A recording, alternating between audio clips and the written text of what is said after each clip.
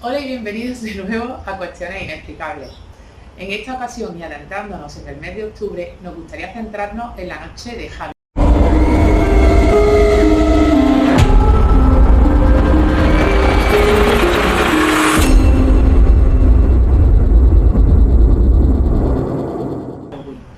Esa fecha que ya pronto se aproxima y que es el 31 de octubre. Los antiguos pueblos celtas solían realizar una gran ceremonia para esta fecha, que era el final del verano o el final de la cosecha. Y durante la celebración, pues lo que hacían era despedir al dios Luz o dios Sol. Con el auge del catolicismo, esta fiesta pagana pues se cristianizó y comenzó a llamarse la Víspera de Todos los Santos, cuya traducción en inglés es Hall-Hallow-Eve, y de ahí la palabra Halloween. Noche que se dedica en la actualidad para recordar a los ancestros y a nuestros familiares ya fallecidos. Pero si hay una nación que lleve esta festividad al máximo, es los Estados Unidos, donde también se es llamada como Noche de las Brujas. Es todo un icono y donde al caer la noche, pues todo el mundo se disfraza y se va a pedir golosina o se hace truco o trato. Y lo que se identifican es toda clase de seres fantásticos y de criaturas sobrenaturales. Vamos, toda una noche dedicada al terror. Y aquí es donde empieza a comenzar nuestro tema y nuestro debate de hoy, que es dedicado a los exorcismos.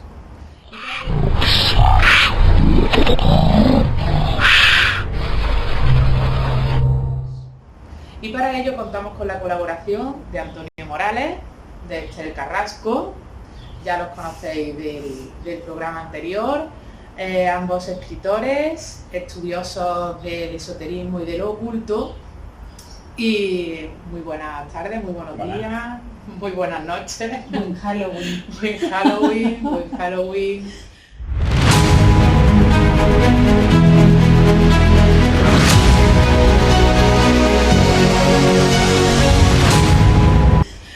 Y creo que para comenzar el tema de los exorcismos primero deberíamos de definirlo, ¿no? Podríamos definirlo como obligar mediante juramento, ¿no? Es la definición que tiene y que proviene del griego, ¿no? Y lo conocemos como un acto de naturaleza sobrenatural en el que se realiza la expulsión de una fuerza maligna de un cuerpo utilizando métodos descritos en lo que son las escrituras religiosas. Cuando estoy soltando mucho rollo, pero un poco así como de tipo introductorio. Es necesario. Cuando se realiza este exorcismo, entendemos que es porque delante nuestra no nos encontramos con una persona poseída. Y que según nos define la RAE, esta persona poseída es la que ejecuta acciones furiosas o malas. ¿Y qué entenderíamos entonces por posesión si entendemos esta parte de furia o de malo, ¿no? Porque realmente estaríamos ya... Para empezar hemos cogido una de las secciones de la RAE, la que más nos ha interesado. Efectivamente, que es la parte de poseído, ¿no? Sí, pero poseído es aquel que está intervenido por otra entidad que no es la misma persona, objeto, animal o cosa.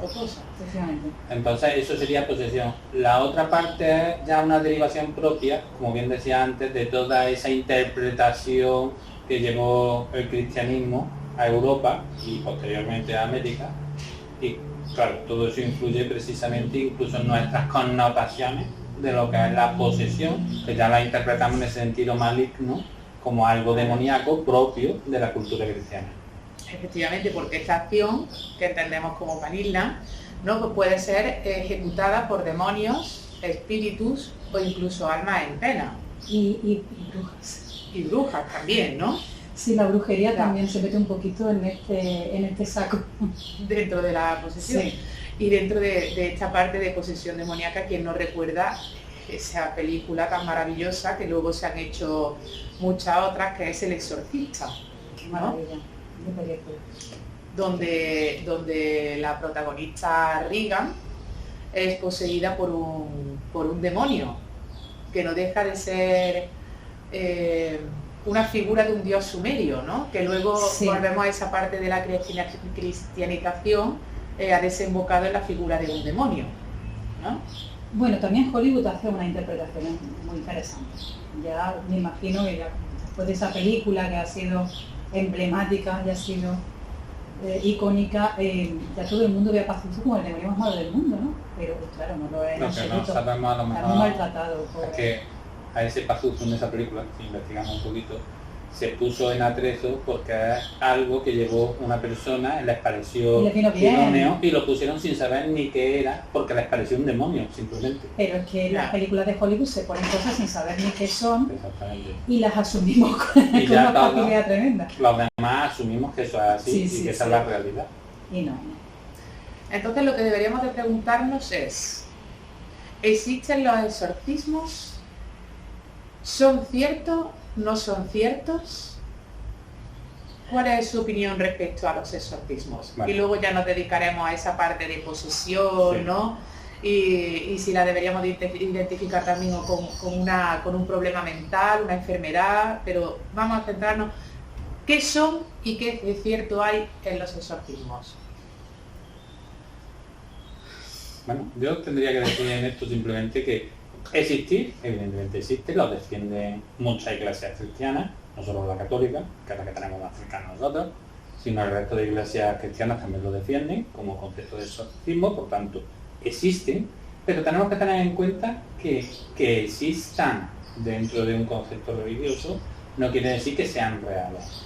Yo estoy totalmente en desacuerdo con el concepto de que un exorcismo es realmente un ritual que sirve para liberar una entidad demoníaca, que como se nos vende, de un cuerpo que ha sido atrapado por esa entidad. Por tanto, para mí, el concepto realmente de exorcismo no existe, aunque la realidad de los exorcismos está presente dentro prácticamente de toda la vida de Occidente, y si lo extrapolamos a Oriente, existen otros tipos de exorcismos, pero ya entraríamos en el concepto de posesión del que hablaremos más tarde.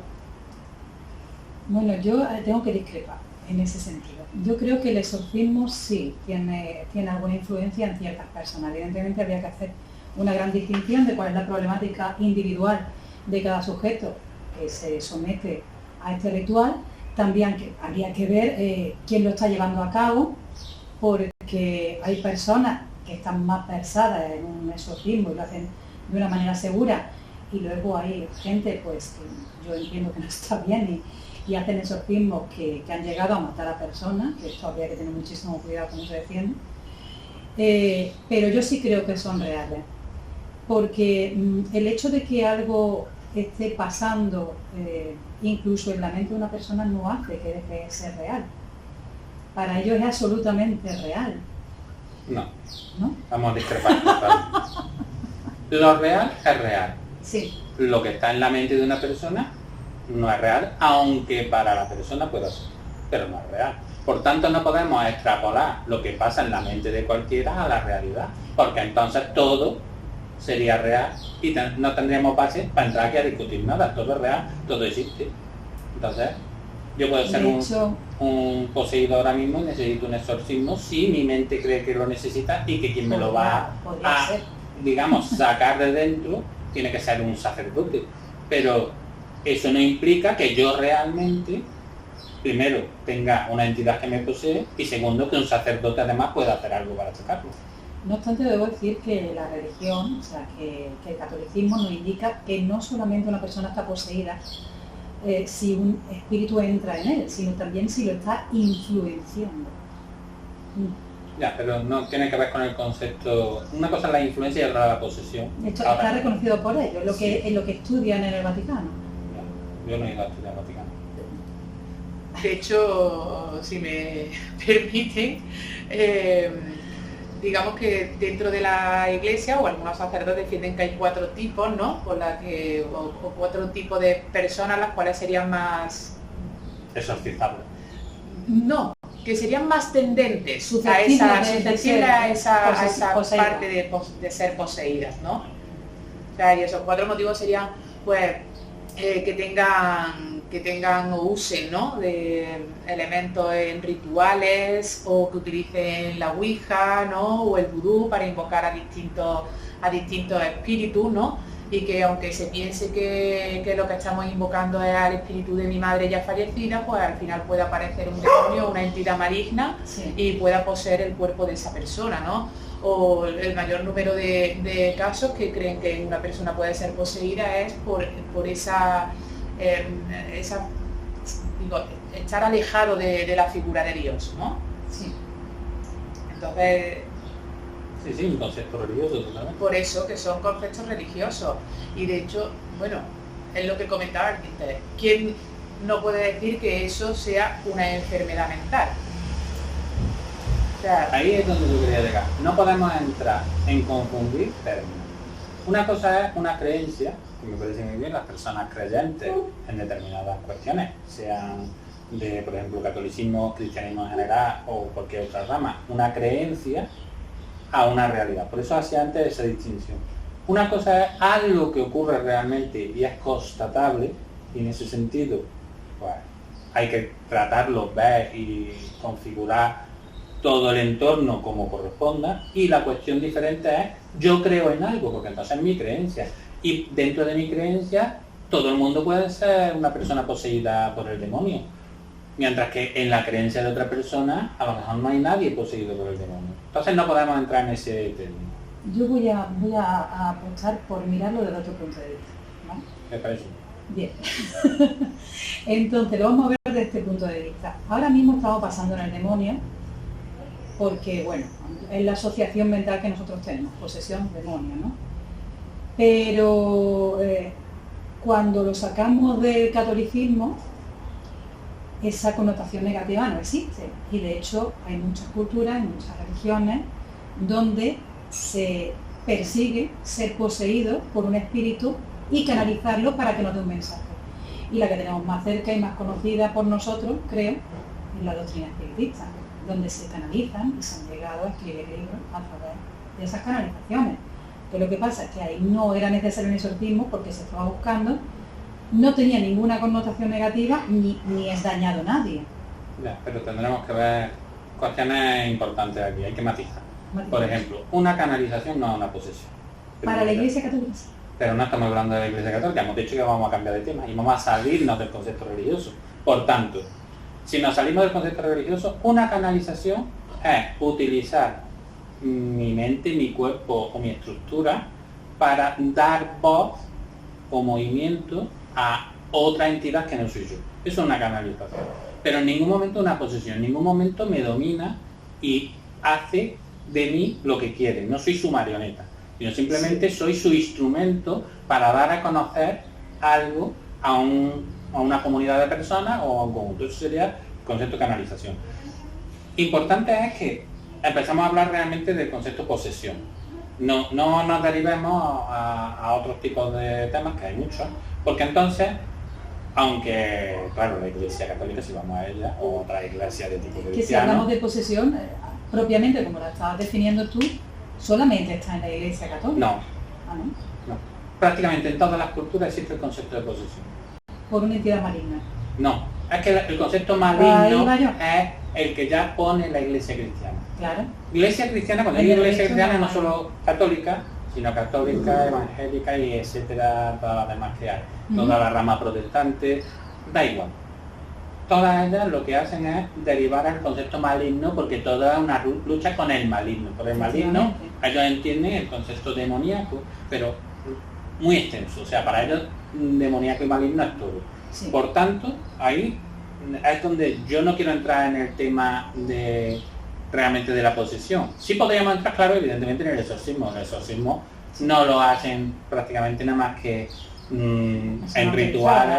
Sí. Bueno, lo hace todo el mundo, esté autorizado o no, porque depende de quién sea. Eso de autorizado, ¿quién me autoriza a ser capaz? Bueno, se supone, la legalidad, la claro, la cuestión importante de esto es, si antes hemos dicho precisamente que es quitar a una persona por juramento, quitar una entidad que está, sobre todo una entidad maligna, ¿quién da la autoridad realmente a una persona para poder hacer eso si esa entidad, puesto que ya ha poseído a otra persona, es superior a la persona?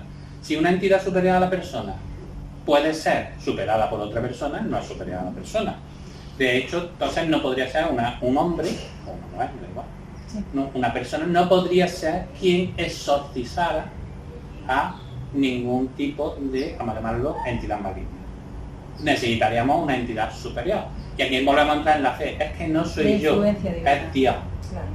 Entonces, ¿a quién se le nombra como el representante de Dios? ¿A que a mí me dé la gana? ¿Tú eres capaz de hacerlo porque te da? Entonces la iglesia luego nos vende, por ejemplo, no toda la iglesia, algunas iglesias, porque en otras componen la mano y el poder del grupo es suficiente. Pero por ejemplo en la católica nos vende que dentro de la jerarquía hay una serie de rituales, una serie de prácticas que si las seguimos, pues con eso ya es suficiente para que esa persona sea capaz de ponerse por encima de no solo del resto de la humanidad, sino de las entidades superiores, que en este caso serían las que dominarían a esa humanidad. Así que esa es mi postura clara y concisa sobre el tema. Bueno, de concisa tampoco. Pero me ha resultado curioso que ha dicho que la persona para ser poseída se tiene que creer que es poseída. Tiene que dar permiso, es lo que nos dice ya, pero entonces, los escritos. Claro, tiene que dar permiso. Él en este caso ha dicho que la persona, ¿no? O sea, el que es poseído, cuando estamos hablando de la realidad, ¿no? Para él su realidad es que está poseído. Claro. Y yo planteo, ¿es la propia persona la que se lo cree al principio y hace que haya una influencia hacia los demás y al final todo el mundo crea que esa persona está poseído? ¿O puede ser un agente externo, ¿no? No, que posee no, que haga creer a la persona que está poseída? O sea, me refiero, tenemos otra película, otro icono, ¿no? Que sería la tercera opción. Que sería Carrie, ¿no? Sí, donde esa madre extremadamente religiosa, es verdad que esa niña en la película no estaba poseída, pero tenía, digamos, una serie de capacidades, ¿no? Ya, pero me refiero porque la madre entendía y la quería hacer entender que ella lo que estaba era poseída por un espíritu maligno o por un ente o por el demonio, por lo que fuera, y por eso ella tenía esas capacidades fuera de lo normal, ¿no? Las creencias. Entonces, ¿es la propia persona la que se cree poseída e influye hacia afuera, o es la misma sociedad, o sea, o la familia, la que por cualquier motivo hace que esa otra persona se crea que está poseída e incluso desarrolle? Pero se nos está olvidando la tercera opción. Tercera opción, por favor. Que es fundamental, porque si no, no podemos entrar realmente en ver con claridad todo esto. ¿Existen de verdad esas personas poseídas por una entidad superior? Porque por una entidad inferior no se puede poseer nada. Siempre la posesión tiene que ser por una entidad superior. Entonces tendríamos las tres posibilidades. Entonces ahí vamos realmente a la pregunta del principio, ¿no? Claro. Existen los exorcismos, son reales, y dentro de esos exorcismos que entendemos que es una posesión, ¿existen realmente las posesiones y existen las entidades superiores a las nuestras? Por ahí es por donde deberíamos empezar. Hombre, vamos a ver. Un exorcismo yo entiendo que es real desde el momento en que la persona que está o cree estar poseída, porque no tengo la autoridad moral para discernirlo, ni estoy dentro, ni no conozco al fantasma en cuestión, pero le resulta efectivo ese ritual de exorcismo. En ese momento yo creo que ese exorcismo es real. Hay una persona que consideraba estar poseída, ya está bien, y una persona que lo está exorcizando y le es efectivo el ritual que desarrolla. Ese exorcismo para mí es real. Para mí también, y es efectivo. estamos de acuerdo. Ahora, que hubiera una entidad, ya te digo que en la Iglesia Católica, estos son exorcismos que están en la Iglesia, que son, te dice que es o bien por posesión o bien por influencia, que puede haber una entidad superior, fuerte, que sea capaz de influir. Yo no soy capaz de decir que no conozco. Es capaz de decir que sí. Es que ahí está la diferencia. No soy capaz de decirte nada. Es que tenemos que centrar esto mucho. Yo estoy totalmente de acuerdo en que los exorcismos, como concepto de exorcismo, claro, es real. Es real. Es real. ¿Son efectivos? También. Sí. Pero ¿es real la posesión supuesta? Pues en la mayoría de los casos, en un tanto por ciento muy elevado, no. ¿existen casos reales de posesión? Eso es lo que tenemos que discriminar, porque si existen casos reales de posesión, vamos a suponer por un momento que existen, si existen esos casos reales de posesión, no hay ninguna entidad humana capaz de superar a algo que ya posee a un humano. Por lo tanto, tendría que ser una entidad no humana. Tendría, si existiera la posibilidad de exorcismo, solo la podría ser algo superior a lo humano. Claro. Ningún humano podría hacer un exorcismo. Entonces tendremos que buscar el principio de fondo. El principio de fondo es, ¿existen realmente las posesiones? Pues ya hemos dicho que en este caso los exorcismos en la mayoría de los casos simplemente son una necesidad. Como si se me aparece algo, no sé lo que es, si soy religioso se me habrá aparecido la Virgen o un santo. Si no soy religioso, lo mismo se me ha aparecido un extraterrestre o una entidad de otra dimensión. Depende de las creencias. Pero no, vamos a irnos a centrarnos un poquito en el concepto. ¿Realmente existe esa posesión como tal? Entonces, no es lo que yo creo que me ha pasado, sino lo que realmente me pasa. O sea, El problema de todo esto es que no hay pruebas. si no hay pruebas, no existe. Pues Entonces ahí, porque claro, no hay decimos, pruebas ni hay no investigaciones serias, solamente hay Pero mucha es gente gente. hablando como nosotros. Volvemos a, ¿existe Dios y existe el diablo? O sea, Claro. son una polaridad. Si existe uno, debe de existir el otro. ¿o no? O no existe ninguno de los dos. Por ejemplo, puede ser. Es una Claro. creencia. Entonces lo que nosotros es verdad que deberíamos centrarnos es en la constatación, porque todo lo demás es hablar sobre creencias. En las creencias siempre va a estar ese concepto de lo maligno, siempre va a estar ese concepto de la posesión, siempre va a estar ese concepto del dominio, de que he hecho las cosas porque me ha dominado algo superior. Hoy en día la psicología, por suerte, muchos de lo que eran antes posesiones demoníacas, hoy en día lo describe como, bueno, psicología y psiquiatría, lo describen como enfermedades mentales. Sí. Y le dan una solución química que no es un sacerdote de la religión que sea exorcizando a nadie. Claro, pero ahí O sea, también entra esa parte ética y moral, ¿no? Dentro de las partes de enfermedades mentales o el hecho de que Claro. algo sea malo o no sea malo, ¿no? O sea, Conceptos religiosos. son conceptos religiosos, pero también son conceptos que están dentro de la sociedad, independientemente de la religión, que es Claro. bueno y que es las malo. religiones todas son, Bueno, todas sí, las sociedades son pero ya religiosas. está en nuestra pero cultura. estamos Sí. intentando que dentro de eso, de que hay Sí. gente ahora mismo que es religiosa y gente que se considera no religiosa, Por ¿no? supuesto. Y acá, Entonces, ¿qué sería lo bueno y qué sería lo malo? También tendríamos que tener ese concepto. Yo A lo aquí- mejor para una persona, ¿no? El hecho de hacer algo moral o éticamente malo, para esa persona no es así. Entonces, ¿lo O entenderíamos como que está poseído por no ser malo para esa persona? pero vamos a reinterpretar ese concepto que estás diciendo porque es muy ¿Te ha interesante. gustado, eh? Sí, porque ¿qué ocurriría si yo, ética o moralmente, no soy capaz de hacer algo, pero necesito hacerlo? Pues puedo, en mi mente, no quiere decir que yo lo haga voluntariamente, No, yo no he dicho- transmutar todo para que yo no soy el que lo estoy haciendo. A mí me ha poseído algo que es lo que provoca que yo haga una acción que nunca haría.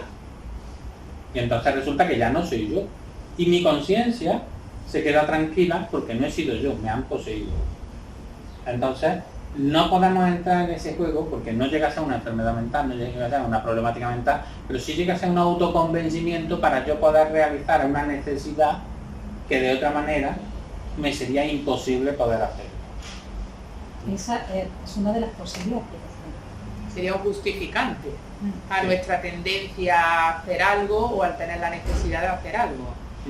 Y es que a mí siempre me ha resultado curioso cuando te dicen, ha habido una posesión, y esta tiene que ser verdad, porque el que está poseído es ateo. Entonces no puede creérselo. Esto no es real. ¿Por qué? Porque nosotros, hay muchísima gente que se define como atea, pero culturalmente estamos educados en una sociedad religiosa, lo utilizamos en nuestro vocabulario, lo utilizamos en nuestro comportamiento, y al final, por mucho que queramos, está implícito en nosotros, en nuestra educación, por mucho que defendamos lo contrario y nos encajemos. Sí. Entonces, eso realmente, aunque te lo digan, que esto es que yo lo he escuchado mucho, es que esto tiene que ser verdad porque es ateo, ¿no? No. Porque sea ateo también te has visto los ojos, ¿vale? Y también te has asustado, porque da muchísimo miedo, ¿vale? Pero sí que es verdad que yo, como investigadora de lo paranormal y convencida de que, como en la cumbre carlana, ¿no?, los fantasmas existen, lo sé, ¿no?, sí creo que puede haber algún tipo de entidad que pueda influir sobre una persona y llevarla a hacer cosas que tal vez no se hubiera planteado anteriormente. No sé, como de malas o como de buenas. Yo ahí no voy a entrar en... Pero yo eso también lo consideraría una posesión. No, posesión tenemos que ir al término claro. Posesión es cuando una persona, Sí. ese concepto, está dominada absolutamente por otra entidad. Dominada absolutamente, no, eso es un término Porque- absoluto que no está Sí, sí está en la red, precisamente. en la raíz. Entonces, la cuestión posesión no es influencia. Sí. Posesión es una cosa, influencia es otra. Yo puedo influenciar a una persona para que haga De algo. hecho, ¿La poseo? No. Cuando yo poseo esta mesa, es porque esta mesa es de mi propiedad y hago con ella lo que quiero. Cuando yo influyo sobre la mesa, es que yo le diga, mesa, ve para allá y se vaya sola. Pero eso depende de a qué fuente te vayas. Dependiendo de la fuente te van a decir que posesión Venga. es una cosa u Pues otra. dígame usted la fuente, donde Porque dice tú que es estás- una influencia. No, la fuente. Sí. ¿En qué me dice que una posesión es una influencia? ¿La Eso Iglesia te lo- católica? Sí. Entonces mala fuente. Pero es con la fuente que tenemos más, sobre la que estamos No, yo hablando quiero más. fuentes universales. Quiero algo que de verdad sea utilizable por todos. Entonces, alguien no católico, no Sí. católico, no estoy diciendo no cristiano, ¿eh? Por ejemplo, un evangelista que no es católico, Sí. por lo menos por ahora, no sabemos en el futuro. Un evangelista que no es católico entonces no tendría este mismo dogma y por tanto para él una influencia no sería una posesión. Entonces ya entramos en un tema que la posesión solo sería posesión en caso de ser católico. Pero como en esta vida todo tiene puntos de vista. Me parece muy bien, pero No me nosotros... puede dejar en uno un tema tan controvertido. No, yo no y lo voy a tan dejar polémico. en uno, voy a dejarlo en uno global, que sirva para todo y no solo para un aspecto. No quiero hablar solo y exclusivamente de la Iglesia Católica, porque exorcismo no solo lo hace la Iglesia Católica, si no me quedaría ahí. Pero como el tema era exorcismo, que hemos derivado más a la posesión, que es el origen del exorcismo, que todavía es más amplio porque entonces ya está en todas las culturas y está en todas las religiones y fuera incluso de las religiones, pero si nos centramos solo en una religión minoritaria, que es la católica, Ah, no, sí. la nuestra o la suya, no tiene por qué ser la de todos, pero eso, Bueno, pero quizás la más conocida, La que tenemos más cercana. ¿no? Y la que tenemos más La más cercana. Más cercana. en España, cierto. Y en Hispanoamérica, la más cercana es la evangélica. No por ser hispanohablante, ya somos católicos. Sí, pero quiero que nos quiera, yo entiendo esa parte de la parte que nos referimos a la católica porque todo lo que nos llega de influencia exterior, ¿no? Cine, libros, todo se deriva a la parte siempre católica. No, se Tú no habrás deriva más visto- bien a la evangélica y a la protestante. Si nos fijamos, Hollywood trabaja mucho más desde ese concepto Sí. evangélico y protestante, anglicano por ejemplo, que del propio católico. Entonces, no podemos sesgar tanto la cuestión a que solo sea una mínima parte porque me interesa a mí. Tengo que hablarlo en su sentido amplio. ¿Que queremos hablar del concepto religioso? Muy bien, en el concepto religioso no hay nada que hablar, son dogmas. Esto es así y se hace así porque lo quiero. Se acabó. Debo decir que los cursos que se realizan en la iglesia que tienen los legionarios de Cristo,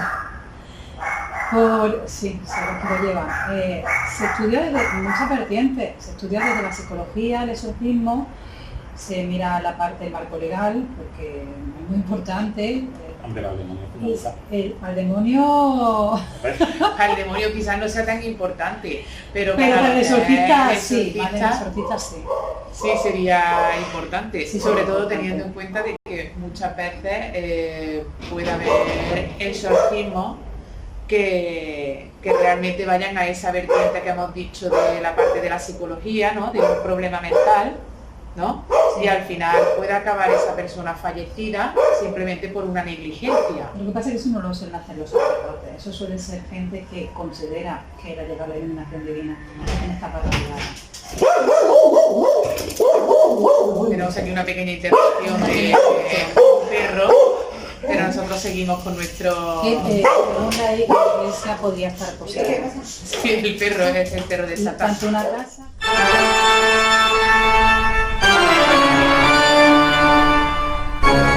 Disculpen ese pequeño fallo que hemos tenido. Ha habido un perro inesperado y hemos tenido que cortar. Seguimos por donde lo habíamos dejado. Seguimos con esa parte de posesión, de demonio, entidades superiores. ¿Realmente ese demonio es una entidad superior? Estábamos también comentando esa parte de posesión, ¿no? Que es cuando algo realmente abarca, ¿no? En toda su totalidad, ¿no? Que no es simplemente la influencia. Bien, en ese sentido yo lo único que querría decir es que evidentemente entidades superiores a la nuestra obligatoriamente tiene que haber, estén constatadas o no constatadas, puesto que nosotros no vamos a ser los más elevados en el universo sobre ese culmen de todo, que siempre nos ponemos. Aunque lo pensemos. Porque ese pensamiento es muy cierto, somos muy egocéntricos y entonces, somos los únicos, los mejores sí, y los más listos. pero evidentemente hay muchas entidades por encima de nosotros, siempre, seguro. O sea, no puede ser que nosotros seamos los más elevados, porque si fuéramos los más elevados, qué desgracia del universo. O sea, así es de simple, no es por nada. O sea, si nosotros somos los más elevados ya... Yo estoy notando en mi contertulio una influencia maligna. Totalmente. Dentro de los conceptos éticos y morales, probablemente yo estaría dentro de esa rama de influenciado por lo maligno. Puesto que todo el que intenta decir la verdad y no intenta dominar a otro, siempre está en el lado de los malignos.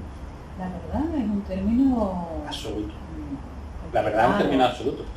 Otra cosa es que la verdad no existe. Ay, me iba a ir yo. O sea, claro, la verdad es un término muy personal. ¿Qué es la verdad? La verdad... En otro debate. En otro debate lo veremos, pero la verdad lo veremos lo vamos a dejar claro, ¿no? Para que veamos que cada uno tiene su verdad, ¿no? Y nuestra verdad es un conjunto de verdades y mentiras que no puede ir más allá de la interpretación que cada uno hace de su propia realidad y lo que le rodea. Sí. Perfecto. Como sí, con lo cual, como siempre volvemos a lo mismo, a esa gran dualidad que existe en nuestro mundo, ¿no? El bien, el mal, ¿no? La verdad, la mentira. Sí, todo por oposición y todo por oposición y comparación. Existe el día porque existe la noche. Efectivamente. Sí. Yo quiero aprovechar para recomendar a todas las personas que no estén viendo que siendo Halloween vean una película que les dé mucho miedo, porque es lo que toca. Hay que vivir las festividades. Yo lo único que puedo recomendar es que sean felices todos. Y que no tengan influencia. Cuanto menos miedo pasen, mejor. Ni gota. El miedo no deja de ser tampoco algo, ¿no? Que como dice ella, ¿no? Un poquito de adrenalina, ¿no? Yo prefiero tener no alicientes en la vida, en ese sentido de miedo, y en cambio, porque a mí, por ejemplo, me da mucho miedo Endesa. Endesa, la electricidad. Y en cambio, no voy por ahí, venga, a ver, ¿me subirá hoy la luz otra vez? No. Son miedos diferentes. Otro día hablaremos sobre los distintos tipos de miedo. Pues me parece un buen debate, ¿no? De los distintos tipos de miedo, diferentes tipos de miedo. Sería muy interesante. Sí. Eso sí que estaría muy interesante. Pues bueno, mis señores contertulios, amados y queridos amigos, por aquí dejamos, ¿no? La conclusión final, ¿no? Exorcismo... Sí, exorcismo sí, exorcismo... La conclusión es una conclusión sin conclusión. Sin conclusión, como nos pasó la última vez. Al final no tenemos ninguna conclusión. Es un tema demasiado abierto y con tantas posibilidades. Os animo a que los comentarios nos digáis exorcismo sí, exorcismo no. ¿Quién está a favor? ¿Quién está en contra? Opinión, claro, porque seguro que habrá opiniones muy interesantes y gente que tenga datos que no hemos podido aportar o que no conocemos. Y queremos conocer vuestra verdad. Efectivamente. Así que sin más, muchas gracias y os veremos en la siguiente. Besillo.